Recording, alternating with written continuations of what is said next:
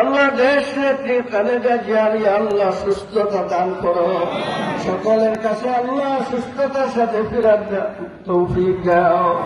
আল্লাহ আপন ছোট ছেলে মায়ার কলিজার টুকরা দুনিয়ার থেকে বিদায় দিয়েছেন, পুকুরে তুমি মাফ করিয়া দাও।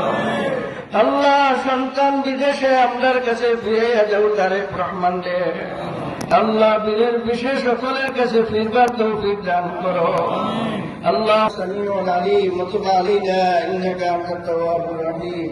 মিন্নাস সাওয়াল ওয়া মিনকাল কুবুল বিহুরমাতি লা ইলাহা